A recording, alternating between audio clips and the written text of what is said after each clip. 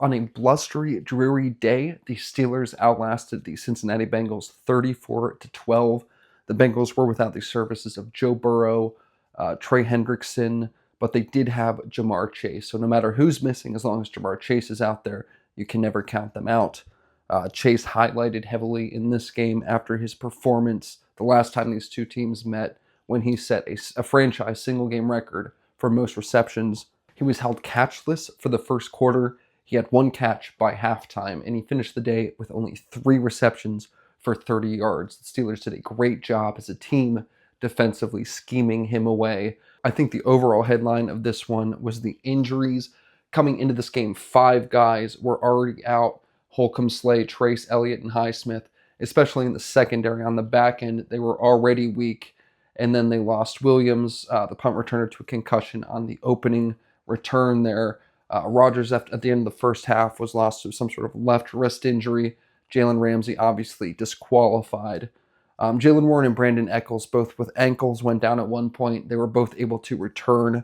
I didn't see Warren back out there, but Tomlin says he was back out there. Mason Rudolph agreed. I don't know if he was just going off of what Tomlin said.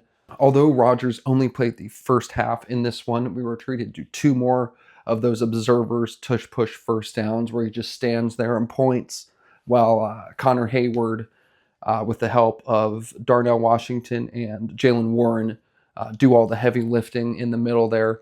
And I'm not complaining at all. I don't want the 41-year-old quarterback taking that snap in a situation where he doesn't even want his own guy tackling him in celebration. There were 2 big plays for the Steelers offense in the first half.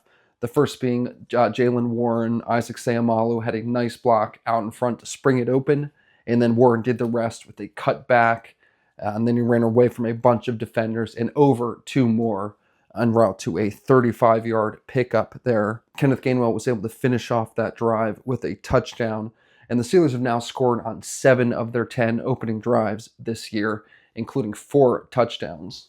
I believe they mistakenly said on the broadcast that they had 7 opening drive touchdowns this year. I don't know if they were counting opening drives of the second half as well, or if Kevin Harlan just had trouble relaying information he was hearing in his ear from his producer. And the other big play for the Steelers in that first half was this Darnell Washington catch and rumble. I mean, boy howdy. He threw not 1, but 2 guys out of the club and ran over a 3rd guy in between those 2. Trent Green related that effort to Derrick Henry, and that is very high praise, but not 1 ounce of exaggeration. I just don't know how long the Steelers can continue to get away with listing this guy at 260 pounds.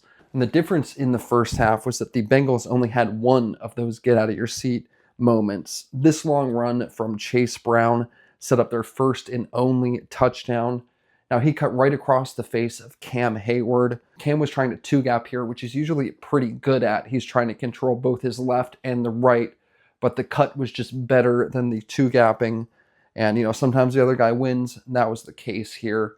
I think Cam also took a penalty that was declined on the eventual touchdown pass to Higgins. So not a great opening drive there for Cam Hayward. There was a penalty on the point after try. It was the Yahweh Black roughing the long snapper. So they took the point off the board and elected to go for a 2-point conversion from the 1. They tried to pull some trickeration, motion Joe Flacco out wide and run the Wildcat to the left with Chase Brown. That was snuffed out by Black standing on business with a little help from Patrick Queen, an emphatic run stick to hold the Bengals to a 6-point score there. There were a lot of penalties in this game. There was 1 touchdown drive for the Steelers in particular that was aided by 2 roughing the passer penalties and a DPI. The Steelers defense, for their part in it, they were victimized by a roughing the passer on TJ. That was one of the softer penalties you'll see. We heard Gene Steratore say he doesn't agree with it. You saw TJ Watt try to put down his right arm to avoid falling with that full weight on Flacco. He got kind of caught in between. It was an awkward tackle attempt. The way he hit Flacco was kind of in between steps for TJ. So what happened ended up not being what TJ intended to happen, but you did see clear effort to abate landing with the full weight. I just thought that penalty was weak. Obviously, Gene Steratore agrees with me. Fortunately, the Steelers defense was able to dig in their heels after that, thanks to a masterful pass breakup from James Pierre.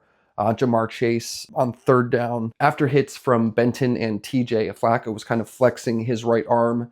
Maybe that led to him kind of hanging that ball up longer than he intended and giving James Pierre time to make a play on it.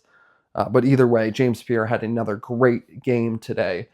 Tomlin was asked after the game about it if James Pierre had progressed a lot this year, and Tomlin said he's progressed these years, talking about how his progression has shown year over year in this Steelers defense, coming from an undrafted guy, how he's made a name for himself, how they've continually tried to cut him, say, we don't want you. He keeps working his way back onto the roster. It seems like he's finally, found a role where he can stick, where he's not overexposed. Couldn't be happier for the guy. I love to see that.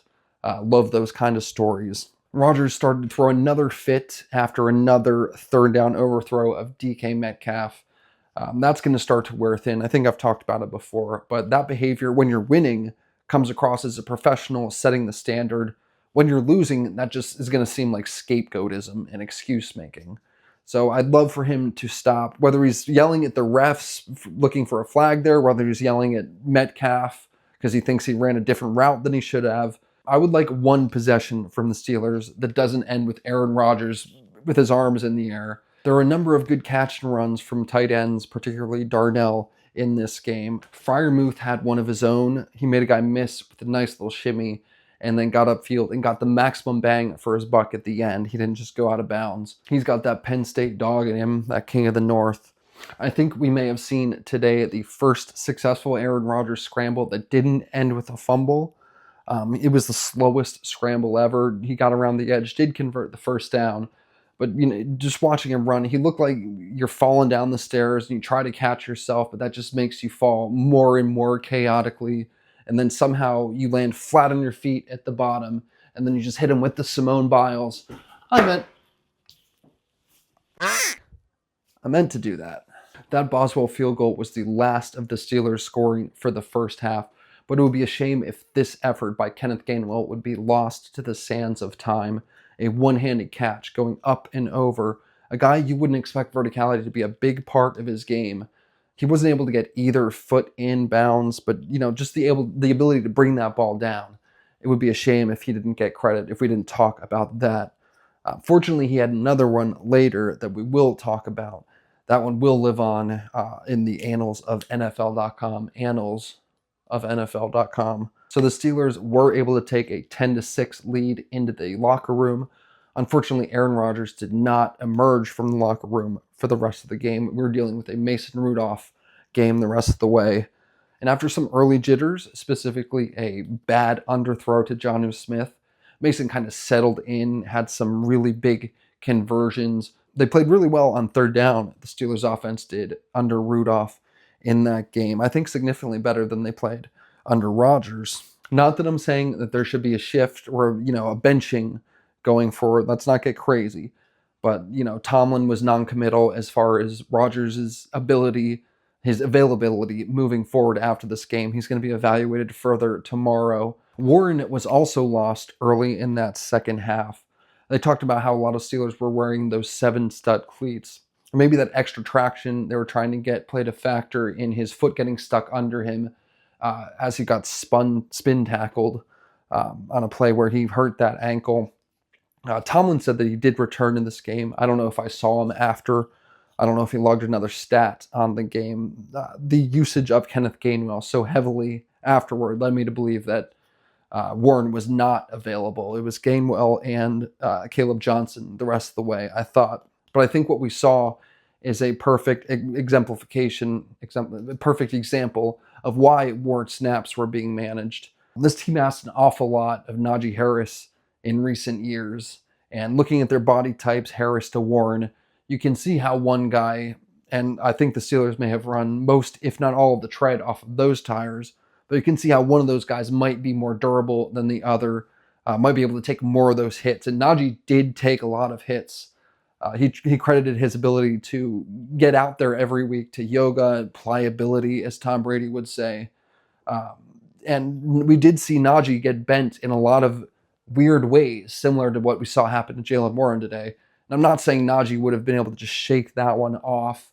Just saying what we saw today is why you're never going to hear me screaming why Jalen Warren needs more touches. He gets plenty of touches. Give him too many touches, you won't get any touches out of him. He's got the Midas touch. Unfortunately, he has touched it too much. Mason had the Steelers offense clicking in this game. Oh, another interception from the Ravens. What was I saying?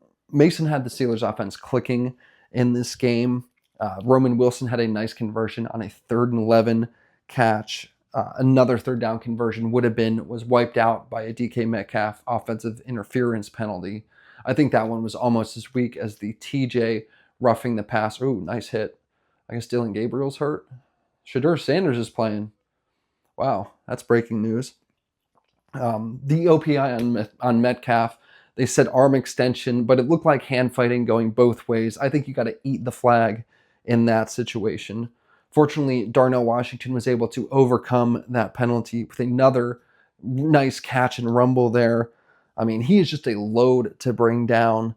You're seeing why people have been clamoring to get him more touches. And I've been of the opinion that if you do give him more touches, then people are just going to be screaming, he's so good at blocking, just let him block.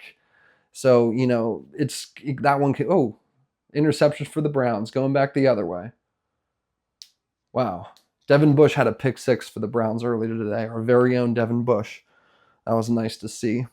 But after that OPI to DK Metcalf, they went right back to him for 2 more conversions on 2 consecutive first downs. Good to see the Steelers offense finally figure out you don't have to wait to 3rd down to try to convert. A nice diving pass breakup from TJ. You saw Yahweh Black doing some nice 2-gapping there, reading the quarterback, ready to go wherever this ball's going. Got his hands in the air, but then you see TJ Watt, a blur coming out of nowhere, jumping in and knocking that thing down. Nice play from TJ, the best in the world to do it, according to Nick Herbig. And then the newly acquired Kyle Duggar sank underneath a crossing route on a robber and then took an interception all the way to the house for the first Steelers defensive touchdown of the season. I don't remember off the top of my head when the last one was, but the next one we'll talk about here in a minute. The next drive was the infamous Jalen Ramsey, Jamar Chase incident. On a 3rd down play, there were offsetting penalties with both Chase and Ramsey grabbing each other's face masks, going toe to toe. So we got a second do at it. The Bengals tried to draw the Steelers off sides. Good discipline from the Steelers to not jump, but after that non-play, the Bengals forced to call, I think, their second timeout of the half there. There was another incident between Ramsey and Chase, culminated in Ramsey throwing a punch at Chase's helmet. He got ejected.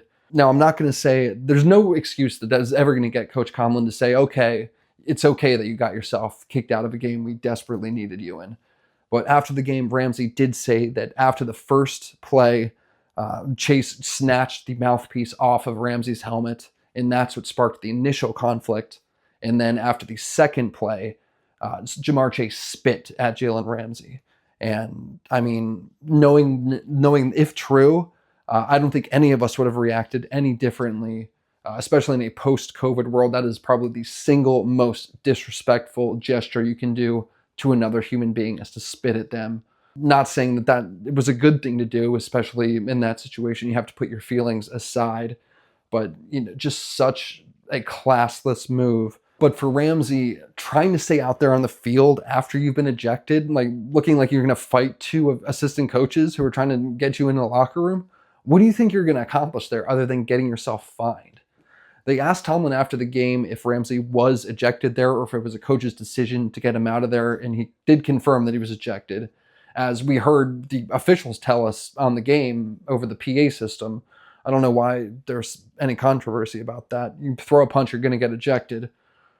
It was just upsetting that, on 2 occasions, including the previous Chase and Ramsey altercation, they caught both, not just the reciprocator, but they caught the initiator of the scrums.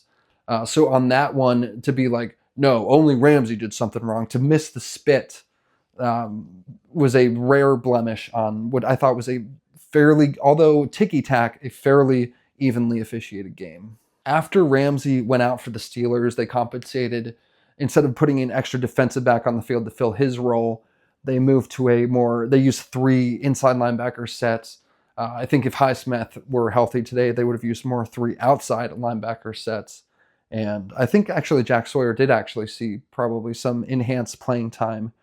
But instead of trying to fill in for him on the back end, they filled in for him on the front end, which is an interesting strategy for a team that you know is going to want to throw it instead of run it at you. Nick Herbig had the only sack of the day for the Steelers.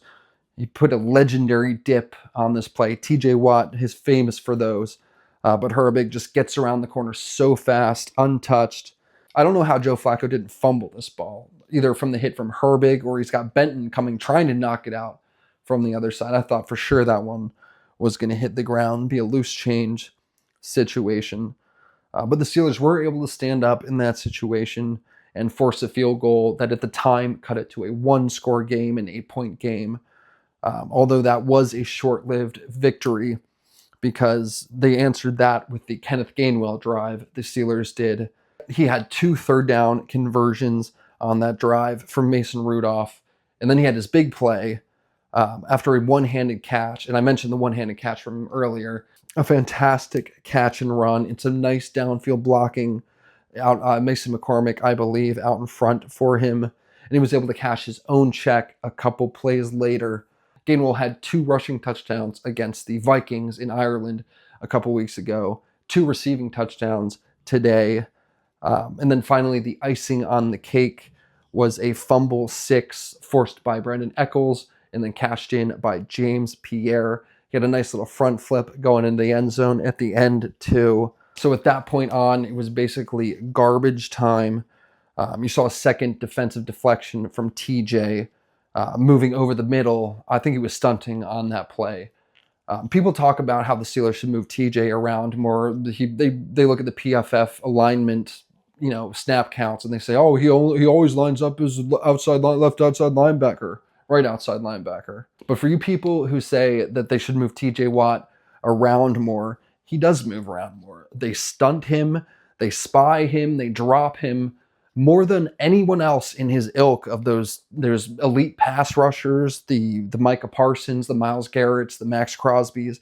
TJ spends more time than any of those guys not rushing the passer. Just because he starts from the left outside linebacker alignment doesn't mean he's doing the same thing on every down. It doesn't mean you're able to predict where he's going to be and avoid him. James Pierre, we have to say his name one more time before we go here. He had a nice defensive play on the last snap of the game. James Pierre, we have to say his name one last time here. He had a nice play on the last defensive snap of the game where he ran this route for T. Higgins, almost made an interception out of it. Fortunately, it didn't because it would have actually resulted in worse field position for the Steelers' victory formation unit. Not that field position matters too much when you got the victory formation running. But it was a banged-up Steelers team. They appear to have gotten more banged up through the course of the day, but it's better to address these bumps and bruises and try to get healthy, looking from a standpoint of a victory Monday. Have a good week, folks.